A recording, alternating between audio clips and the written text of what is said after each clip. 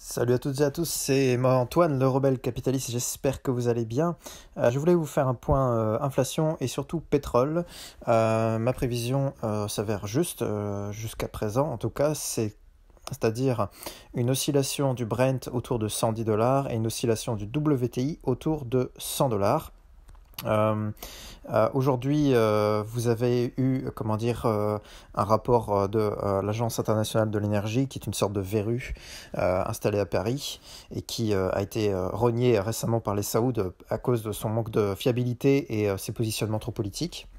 L'IEA nous explique que la demande au niveau du pétrole va s'affaiblir et qu'à côté de ça, la production de pétrolière est en train de monter. Je ne vois ni l'un ni l'autre. Pour moi, c'est un positionnement politique. Alors, ça permet à très court terme, en effet, d'envoyer un signal baissier au marché. Et les marchés ont réagi donc avec une diminution de 4 dollars et quelques sur le prix du WTI. Aujourd'hui, ça me semble étonnant, mais bon, voilà, ça va dans le sens de différentes annonces baissières sur le pétrole. Vous avez eu de nouvelles annonces, notamment sur une nouvelle utilisation des réserves pétrolières stratégiques aux États-Unis. Vous avez aussi très récemment, il y a quelques heures, une annonce de Biden concernant la diminution des taxes à la pompe aux États-Unis. Donc tout ça, ce sont des éléments baissiers à court terme, mais à très court terme, parce que finalement, on renforce une tension très importante.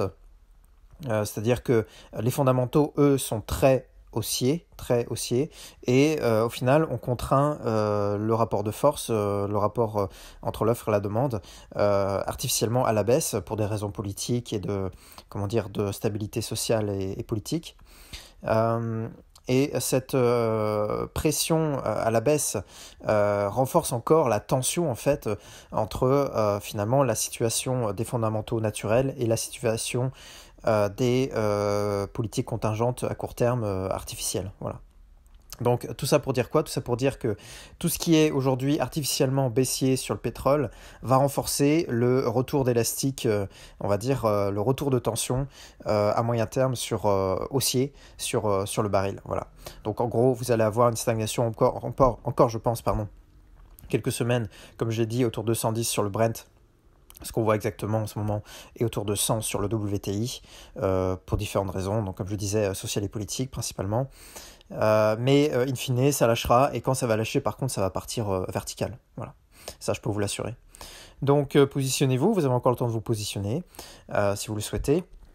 Sur le Brent qui nous intéresse plus particulièrement, vous avez quand même des oscillations après une hausse très importante du cours, je dirais jusqu'à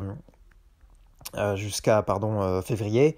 Depuis février, depuis fin février et l'invasion russe en Ukraine, finalement on a une sorte d'oscillation assez nette et qui a tendance à diminuer en fait petit à petit depuis février, avec une très grosse oscillation au moment de l'invasion russe, et puis là la poussière commence à retomber, donc l'oscillation commence à diminuer, on a moins de volatilité et on a une sorte de serpent monétaire, je dirais, autour de 110, donc une belle oscillation autour des 110 assez naturelle, mais qui a tendance à se diminuer, et donc ça c'est la preuve qu'il me semble finalement, le baril est en train de consolider autour de ces 110. Il est en train d'intégrer le fait que, voilà, définitivement, on est à 110, solidement en tout cas. Et je pense qu'il se prépare pour sauter de nouveau plus haut. Voilà. Un peu comme un sauteur en longueur, vous savez, qui fait des petits pas avant de prendre son élan. Ben, j'ai l'impression que c'est ce qui est en train de se passer au niveau du cours du Brent. En tout cas, c'est assez net sur les graphiques. Je vous laisserai regarder si vous le souhaitez à côté. Voilà donc pour le pétrole, attendez-vous à de sérieux rebonds dans les mois qui viennent. J'avais dit 150 cet été, je maintiens, ce sera peut-être fin septembre, on verra. Mais en tout cas, ça, je pense que les 150 maintenant, c'est acté avec toutes ces mesures stupides de contraintes, de dopage artificiel de la demande. Vous aurez un retour de bâton quand toutes ces mesures seront intenables et qu'on sera allé au bout de ces mesures contingentes et court-termistes. Sur l'inflation, Donc évidemment, cela aura un impact majeur. Vous allez avoir une recrudescence du prix de l'énergie et donc une recrudescence très forte de l'inflation probablement cet automne. Euh, Dernier aparté concernant l'inflation. Vous savez, il y a l'inflation, je dirais, calculée, monétaire, objectivée, etc. par les prix. Mais il y a beaucoup d'inflation cachée. Voilà, je voulais faire simplement un point de quelques instants sur cette question. Avant, vous pouviez prendre l'avion, vous n'aviez quasiment aucune option, vous aviez toujours une petite boisson, un repas à bord, etc. Aujourd'hui, vous avez un tarif de base qui est certes pas très élevé, mais tout le reste est en option. Voilà, et ben ça c'est de l'inflation.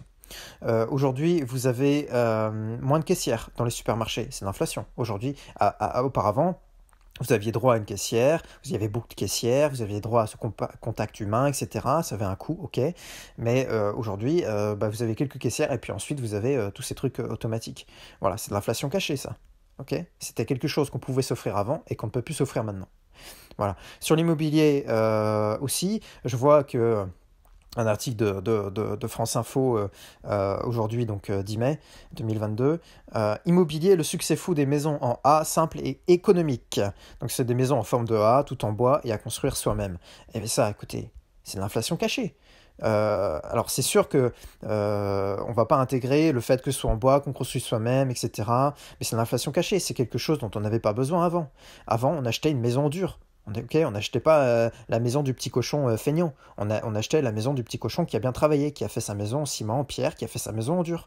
Ok, et qui va résister longtemps. Aujourd'hui, on fait des maisons en bois. Ok, en formant A, mais c'est quoi cette histoire? Ok, c'est de l'inflation, ça.